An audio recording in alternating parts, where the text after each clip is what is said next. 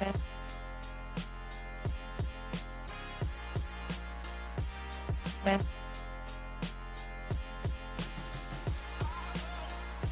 listening to Makin Mighty, the Challenger Sessions. I'm Simon Greenwood-Haigh, fractional commercial lead for food and drink brands that think like challengers. Today's guest is Chris Otto, who's just left Co-op after nearly 2 decades, on the buying side, including years of running buying teams across frozen, impulse and grocery. He's now on the supply side of plug-in brands, so he's seen both sides of the desk. This episode is a proper peek behind the curtain. Why challenger brands matter to retailers, what gets a buyer's attention, the red flags that get you ignored, and what brands need to do once they win the listing, because that's when the real race starts. Let's get into the episode. It's a good one. Chris, thank you for joining us, mate. Really, really good to have you on. Really good to have somebody with your amazing knowledge and experience to share some stories, the good, the bad, the ugly. Thank you for joining us, mate. Before we get into it, could you just give a 1-minute introduction to tell us about yourself? Yeah, of course. And yeah, thank you for having me. So yeah, Chris Otto, I spent 19 and a half years on the buying side at Co-op. The vast majority of that in buying roles. So I spent 8-9 years buying various categories from non-food, a couple of different categories within frozen, bread and morning goods and chilled ready meals. And then the last 8 or so years in leadership roles, running buying teams at Co-op, 3 years on frozen, 3 years on impulse, and then the last 2.5 years on grocery or grocery edibles, as it's called. And now, as of January, so 3 months or almost into working kind of on the supplier side at plug-in brands. Amazing, mate. We're getting a proper peek behind the curtain today. It's like seeing the Great Oz. So I'm going to be taking loads of notes. I've done a small bit of buying. You've got a vast experience, mate. So I'm sure people will be jotting notes down furiously. So thank you. The first question I want to ask, I want to frame this in kind of the challenger space. So when you think of the word challenger in food and drink in particular, what does it mean to you? There's a natural inclination, I think, to go with challenger means innovation on a product. But for me, it's always meant more than that. And the thing that I really put against challenger is the purpose and energy that a brand brings. It's not just there tends to has to be an element of innovation or NPD behind it and a great product idea, but the true challengers are those that do that, but with a really different energy and vibe, and bringing that into the category and making it really, really interesting, and ultimately disrupting the norm in any category. That's what true challenger means to me. Yeah, it's amazing. I think it's something that definitely comes up a lot in terms of what does that mean in this space, and I've throughout this kind of series of podcasts been asking this exact same question to everybody, and I think it's definitely a mindset over a business size or stage, but it's that kind of bias towards action as well, and that energy and vibe. I like the way you phrase that. There's something that I think some young brands, let's call them, forget and try and act like a big corporate far too soon, and they don't need to do that. But I think one of the things that as a supplier to Co-op in the past, and I've sat on the kind of as a mentor on the apiary, challenger brands really seem to matter to Co-op. So from your perspective as a retailer, this isn't a Co-op podcast, but why do challenger brands matter, and what do they bring that the big brands don't? I mean, inherently, innovation and excitement is really important to every single category.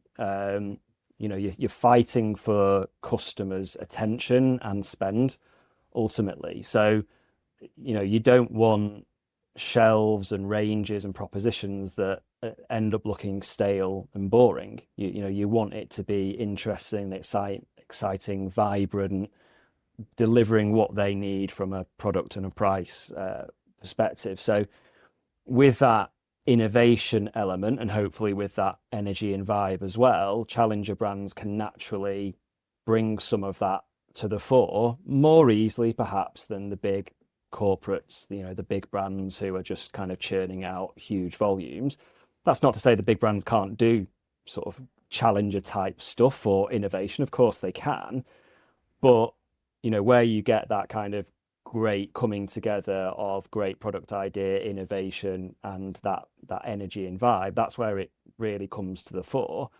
It's easier in some categories than others, of course it is. You've got your areas like impulse and ice cream that I've worked on, where you've just got loads of innovation to choose from big brands and small brands, and that's in general terms relatively easy to find, therefore, innovation and excitement. But you've got other categories, and maybe my kind of last role at Co-op Grocery was a bit more like that, where innovation's a bit harder to come by. So again, when you find that challenger brand coming to you and getting into your inbox or reaching out, and they've got that kind of perfect pulling together of all those different things, you've kind of got to listen in that aspect from a retailer perspective.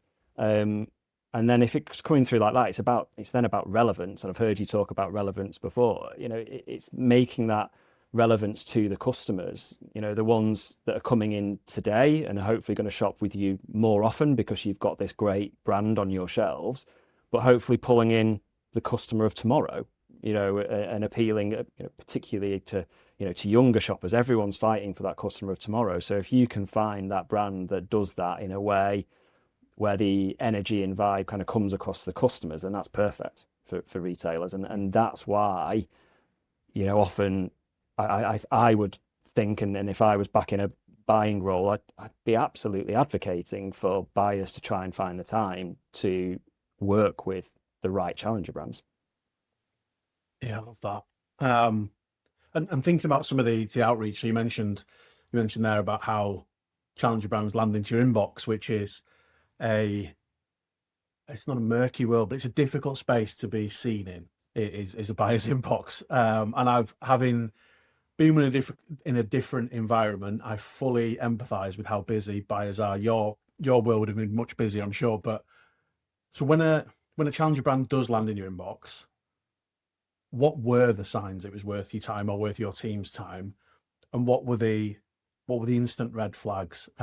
Use examples if you've got any. You don't need to name drop, but if there's anything that stands out of this was kind of best in class. Yeah, talk us through that.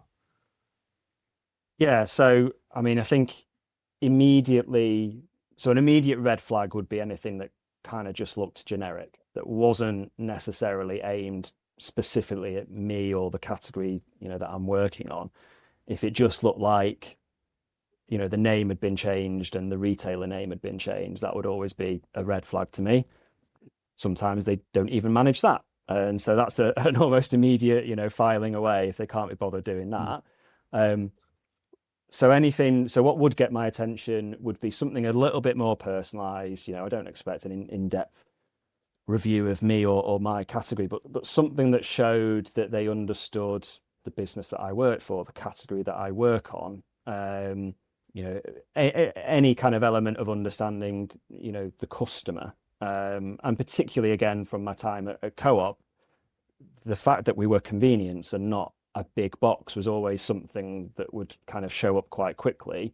And so, yeah, that kind of measure, maybe some measure of insight or interesting information, obviously on the brand, but obviously how that product will show up and ultimately be successful for us both would be things that would then mean, okay, you've got my attention, I'm going to read a bit more, and I'm maybe going to go to the website and, follow up with you and get a meeting for a proper intro. Versus kind of the opposite, the red flags, the generic email, the no research, the talking to me like I am a big box retailer, or maybe even, right, you've done the research and that Co-op's got 2,400 stores, but suggesting that you're going to get a listing in 2,400 stores is maybe not the place to start. So I completely understand now, particularly now, kind of in the role that I'm in now, but that challenge of trying to get that cut through in that outreach is really, really difficult. And there are obviously other tactics and stuff, beyond just emailing. I'm a bit old school. My mind would immediately go to it's email or nothing. But trying to get that level of interest and engagement is a fine art. But if you can do it right, then that to me is great and shows that maybe there's something here that I need to kind of keep reading and keep looking into. And give us a scale, like in terms of you're a busy buyer. Maybe think back to when you were, rather than leading the team, you were one of the team. How many emails are you getting a week? How many meetings with existing suppliers are you getting through a day just on a typical week? Probably, it's probably slightly different category by category, but in the kind of higher SKU count, higher innovation categories, I would say you're probably getting somewhere between 25 and 50 emails from new suppliers a week as a buyer, on top of day job existing suppliers, and you're trying to manage, maybe 50 to 100 suppliers from your existing portfolio. So yeah, that is inherently a real challenge for any buyer, is balancing out the current, suppliers and making sure that they're getting a good amount of your time versus kind of what's on my trend pipeline and what's on my innovation pipeline that I need to be looking at for whenever my next range event is in future. So I don't think there's any buyer out there who wouldn't want to be spending more time with suppliers and wouldn't want to be talking to potential opportunities. It's about finding that sweet spot of managing all of that. Okay, yeah, it's that context is really useful, and it's quite often I've had brands on before that say they describe it as just shouting into a void sometimes when they're being ghosted by buyers, but having that empathy and that understanding of the other side of the desk does really help you tailor your messaging. How brief is it going to be? How easy is it going to be to say yes to?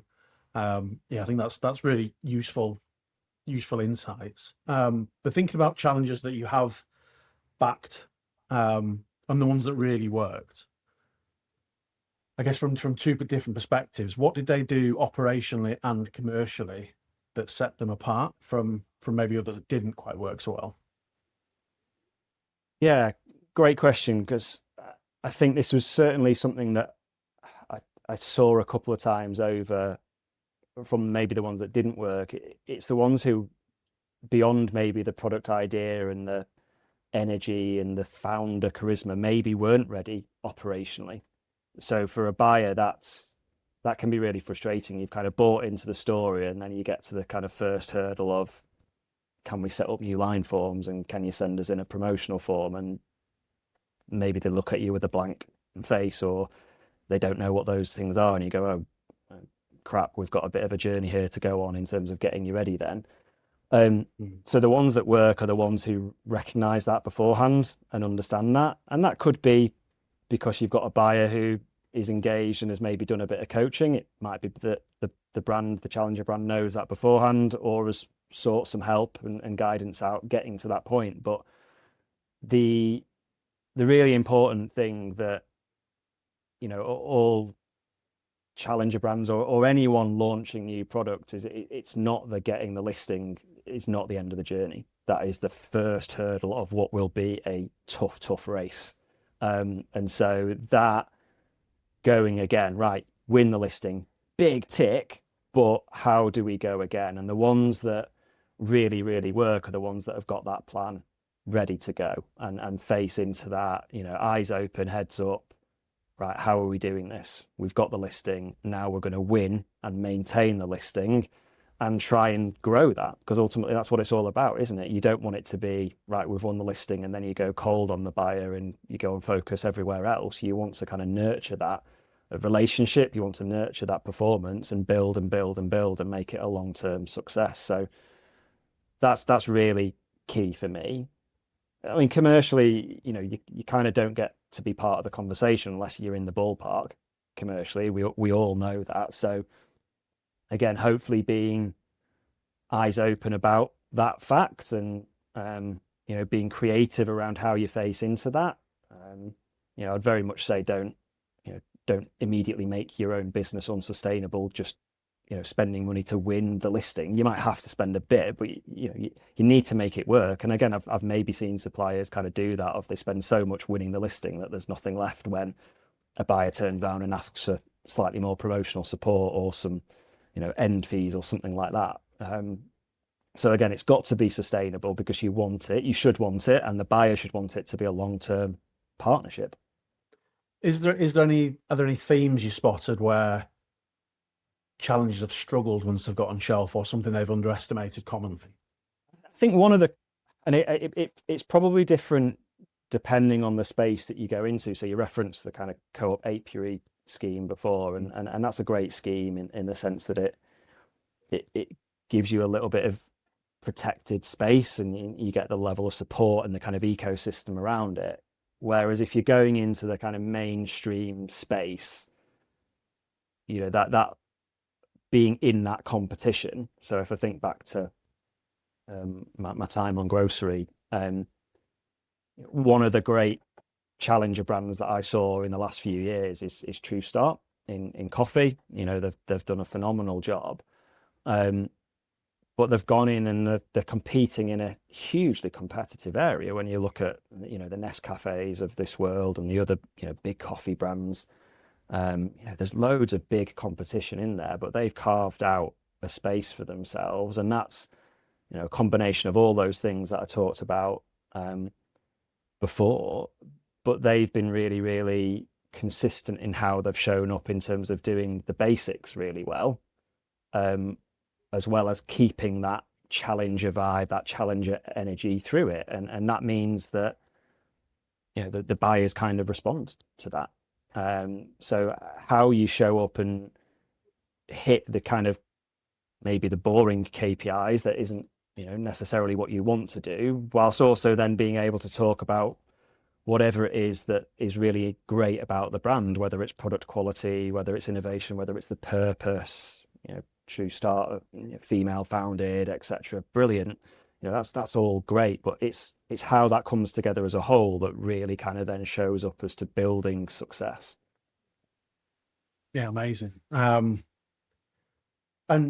having seen a lot coming through, I'm sure through the apiary and just through your general buying experience. If for people hopefully listening to this, if you were advising a founder or a challenger brand business who are going to be pitching to grocery in the next kind of 30 days, what would you advise they do now to improve their chances? Yeah, it's a great question. I think one of the things that I always appreciated, and I think you can tell in how a brand talks to you, is whether they're being targeted with who they're speaking to, or whether they are just almost having that same conversation with every single retailer. And look, I understand it, because again, ultimately, it's about, the business will need to be a financial success. So yeah, as many listings as possible is obviously kind of one route to that. But my advice would be targeted with the retailers that you're speaking to, that ideally the retailer and the retailer's customers are most closely linked to your product and your kind of mission and your purpose. And don't spread yourself too thin, because especially if it's the kind of first venture into retail, trying to manage all of the retail landscape and do that well is going to be incredibly difficult. Whereas if you can hopefully find, it's all dependent on kind of operational scale, but if you can find the right partners at the right time to build and grow sustainably, I think that should hopefully put any brand in the position of more likely to achieve long-term success, and scale up over time, appropriately to build your business. Beyond that, it's that point around kind of beyond the listing. How are you appealing to that retailer's shoppers, not just once, not just in the launch window of first 4 weeks, but again and again and again, to try and get your product into as many shoppers' baskets as possible, as frequently as possible. and kind of, take yourself out of that challenge of, don't just make the launch a success, but don't just think first 6-9 months, think build long term. But that takes time and effort. But if you're thinking about that and thinking about how you're incrementally building step by step, I think that will go a long way to convincing the buyer that, right, you're worth my time, you're worth my effort, you're worth me researching more into and engaging with you. Nice. So it's about being intentional in terms of who you're targeting, who you're going to partner with, and why. Understanding that customer, and then planning beyond launch, way beyond launch, to make sure you can show and they believe your scale up story. That's really clear. And I think something that's often overlooked, we focus on the first 6 months because that's really important. The first 12 weeks you're going to be reviewed in terms of range review, but you want to, particularly in some spaces where you're thinking about, we're actually going to redefine this category. That's a long journey. And if you're really going to influence a buyer, take them on the full journey. They're not going to buy in and guarantee 3-5 years of shelf space. But if you're trying to sell them something that big, sell the dream. Yeah, absolutely. Yeah, it's about building incrementality step by step, isn't it? If it's not about growing the category or appealing to more customers, then kind of what is it about? So how do you get beyond that first, that first range review window of first 6 to 12 weeks, which is, don't get me wrong, is absolutely critical that shows up well, because you don't want to be having the opposite conversation, of course. But how are you going to continue driving that incrementality time and time again? Yeah. Okay. And last question, the one that I asked everybody that comes on. So if there was one thing you wanted a challenger founder, a challenger brand to hear and to learn from you today, what would that one thing be? It's probably repeating it slightly, but it's that it's beyond the listing. It's a long race after that. And so, think really clearly about what that means for your strategy going into any conversation. Without the great product or brand story, without the commercials being in the ballpark, you probably don't get a conversation. But when you've had that time booked in, whether that's physical time, virtual time, whatever it is, make sure that the plan is really clear, that you're showing up in the right way. Every retailer will be different as to what's important at any given time, and that will also flip-flop based on the performance of the retailer, etc. Sustainability, purpose is really, really important, but it also has to be hand in hand with good commerciality and good performance. So don't forget about all those things. Go in with a plan that delivers us across as much of that as possible. And, hopefully that means you're going to at least get a chance to pitch and have a great conversation with any buyer. Amazing, mate. Thank you thanks for sharing your insight. I think I've learned a lot. I'm sure everybody listening will have learned a lot as well. So thank you so much for coming on, mate. Really appreciate your time. No, thank you. It's been great to chat. Thanks. Big thanks to Chris there. Loads of genuinely useful buyer truth in there. If you're building a challenger brand and you're trying to win in retail, share this episode with someone on your team or another founder who needs to hear what buyers actually give a shit about. For clips and extra bits, you can follow me on TikTok and Instagram. It's at Makin Mighty. If you want some practical frameworks and weekly takeaways, you can join my mailing list, which you can find at makinmighty.com. And if you've got any question you want covering or a guest you think we should get on, you can email me at makinmighty@gmail.com. And we'll see you on the next episode. Thank you so much for listening.